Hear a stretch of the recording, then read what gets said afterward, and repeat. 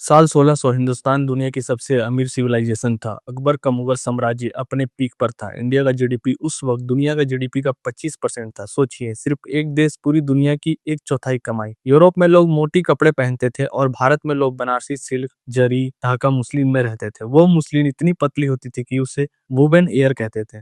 Paper, cotton, Indigo, European लोग पागल थे इन चीजों के लिए। और तब 31 दिसंबर 1600 इंग्लैंड की क्वीन एलिजाबेथ ने एक कंपनी को चार्टर किया। नाम था ईस्ट इंडिया कंपनी। शुरू में ये सिर्फ ट्रेड करने आई थी, मसाले खरीदने, कपड़ा लेने और वापस जाने। लेकिन ये लोग सिर्फ व्यापारी नहीं थे। सूरत में 1608 में पहली बार उतरे ब्रिटिश का जहाज। मुगल ने उन्हें परमिशन दी एक छोटा सा ट्रेडिंग पोस्ट बनाने की। अंग्रेजी मुस्कुराए, शुक्रिया कहा, झुक के सलाम किया और फिर इन्होंने नोट करना शुरू किया, हमारे किले कहाँ हैं, हमारे रास्ते कहाँ हैं, हमारे राजा कौन है और इन राजाओं में नफरत कितनी गहरी है। और यहीं से शुरू हुआ डिवाइड एंड रूल का। ये था ब्रिटिश का सबसे बड़ा वेपन। और उन्होंने इसको बनाया नहीं था, ये पहले से मौजूद था। हिंदुस्तान में सैकड़ों राजा आए थे, हर राजा दूसरे राजा का दुश्मन था। मराठा चाहते थे मुगल से एम्पायर गिराए, निजाम चाहता था मराठास को दबाए, राजपूत अपनी आजादी बचाना चाहते थे। ब्रिटिश ने सोचा इन लोगों को हम नहीं लड़ाना चाहिए, ये खुद ही लड़ रहे हैं, हम तो बस सही वक्त पर सही तरफ खड़े हो जाएं। और यही उन्होंने किया। औरंगजेब की मौत, मुगल एम्पायर टूटने लगी।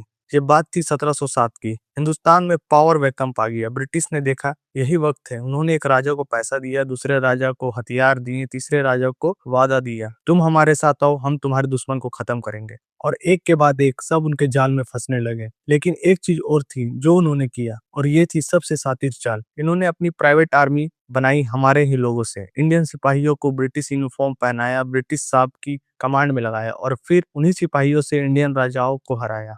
हिंदुस्तान के ही हाथों से जीत लिया गया। 23 जून 1757 प्लासी का मैदान, बंगाल। सिराजुद्दौला बंगाल का नवाब, 50,000 से ज्यादा फौज, हाथी, तोप, सब कुछ। दूसरी तरफ रॉबर्ट क्लाइव और सिर्फ 3,000 कंपनी सोल्जर्स। नंबर देखो तो ब्रिटिश को हारना चाहिए था बुरी तरह से, लेकिन नवाब के ही सेनापति मीर जाफर को ब्रिटिश ने पहले ही खरीद लिया था। जब लड़ाई शुरू हुई, मीर जाफर की फौज धरी ही रह गई। नवाब के 50,000 की आर्मी प्रैक्टिकली अकेली लड़ रही थी और सिराजुद्दौला हार गया। मीर जाफर को बंगाल का नवाब बनाया गया, ब्रिटिश का पपेट जिसे कहते हैं, और कंपनी को मिली बंगाल की पूरी ट्रेजरी। आज के हिसाब से जिसकी कॉस्ट होनी चाहिए 200 मिलियन से ज्यादा। सोना, चीनी और माल, यही थी प्लासी की लड़ाई, जो एक्चुअली लड़ाई थी ही नहीं, ये एक खरीदारी थी। उस दिन से इंडिया की लूट ऑफिशियली शुरू हो गई। इकोनॉमिस्ट उत्साह नायक ने कैलकुलेट किया कि ब्रिटिश ने 200 सालों में इंडिया से 45 ट्रिलियन लुटे हैं। 45 ट्रिलियन, ये फिगर सुन के अब भी दिमाग खराब हो जाता है। अब एक इंटरेस्टिंग सवाल, अगर सिर्फ लूट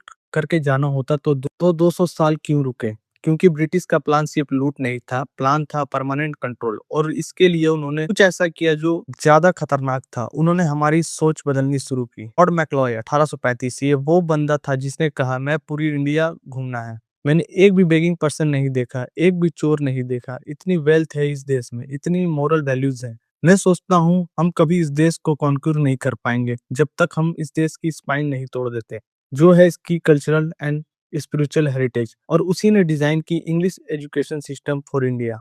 मकसद क्या था? इंडियंस जो रंग में काले लेकिन अंदर से अंग्रेजी सोचे, उन्हें अपनी संस्कृत, उर्दू, पार्सियन सब यूजलेस लगने लगे। अंग्रेजों की लैंग्वेज, अंग्रेजों की हिस्ट्री, अंग्रेजों के हीरोज, ये सब हमारे बच्चों को पढ़ाया गया और धीरे धीरे पूरी जनरेशन तैयार हुई जो ब्रिटिश एम्पायर की ही तारीफ करने लगे। सोचो एक सेकंड, क्या ये सिर्फ 1835 में हुआ था? ये आज भी हम वही सोचते हैं जो कोई और चाहता है कि हम सोचें। 1857 स्पार्क जो जगह से एक साथ उठा, मंगल पांडे से शुरू होकर मेरठ, दिल्ली, लखनऊ, झांसी, पूरे हिंदुस्तान जल उठा। रानी लक्ष्मीबाई ने अपने घोड़े पर सवार होकर ब्रिटिश फौज से टक्कर ली। बहादुर शाह जाफर, एक बुढ़ा मुगल बादशाह, एक बार फिर अंग्रेजों के खिलाफ खड़ा हुआ। ये पहली बार था जब हिंदूज और मुस्लिम एक साथ लड़ रहे थे। ब्रिटिश इस सब के लिए तैयार नहीं थे। कुछ हफ्ते के लिए लगा इंडिया आजाद हो जाएगा, लेकिन कंपनी के पास रिसोर्सेस थे और हमारे बीच में फिर से गद्दार थे। 1857 की क्रांति भी कुछ लगी लेकिन पूरी तरह से नाकाम हो गई। इसके बाद ईस्ट इंडिया कंपनी खत्म की गई, सीधा ब्रिटिश क्राउन ने इंडिया का कंट्रोल ले लिया और क्वीन विक्टोरिया बन गई। तो ये था 200 सालों का सफर, एक ट्रेडिंग कंपनी की एंट्री से पूरे एक महाशक्ति तक का एंड। लेकिन मैं चाहता हूँ आप एक चीज हमेशा याद रखें, ब्रिटिश अकेले जिम्मेदार नहीं थे। हमारे अंदर की मीर जाफर,